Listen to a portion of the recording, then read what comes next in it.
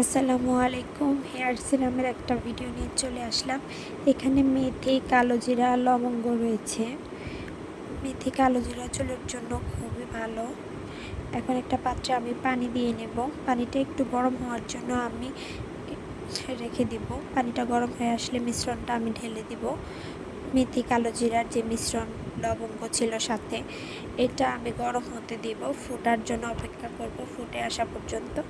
একটা রং চলে আসবে ফুটে আসার সময়। রংটা অনেকটা গাঢ় করতে পারেন বা হালকাও করতে পারেন, যে যেরকম করতে পারেন সমস্যা নেই। গাঢ় করলে গাঢ় রং আসবে, হালকা করলে হালকা রং আসবে।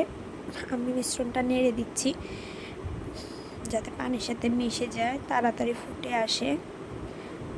এইখানে আমি মিশ্রণটা ফুটে চলে আসলো, দেখতেই পাচ্ছেন আপনারা।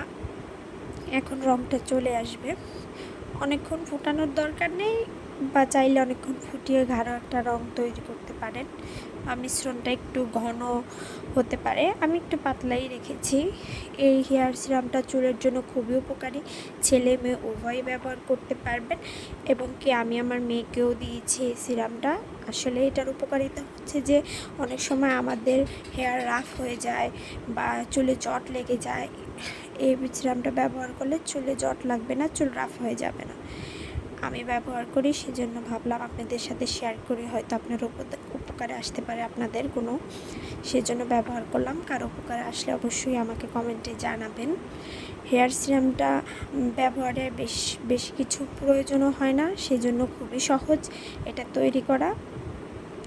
আর আপনাদের উপকার আসলে অবশ্যই আমাকে জানাবেন। এখন এটা হয়ে এসেছে, আমি আরেকটু ফুটিয়ে একটু গাঢ় রং করে নিয়েছি, আপনারা দেখতেই পাচ্ছেন। এখন এটাকে আমি আরেকটু ফুটিয়ে নিব। আরেকটু ফুটানোর পর আর গাঢ় একটা কালার চলে আসছে, দেখতেই পাচ্ছেন। মিশ্রণটা একদম গাঢ় একটা রং হয়ে গেছে। এখন আমি ছাঁকনির সাহায্যে একটা পাত্রে ছেঁকে নেব। এটা ঠান্ডা করার জন্য আমি একটা বড় বাটিতে ছেঁকে নিয়েছি। ঠান্ডা করার জন্য আমি কিছুক্ষণ এই বাটিতে রেখে দেব, যাতে মিশ্রণটা ঠান্ডা হয়ে যায়। সিরামটা তৈরি হয়ে গেছে।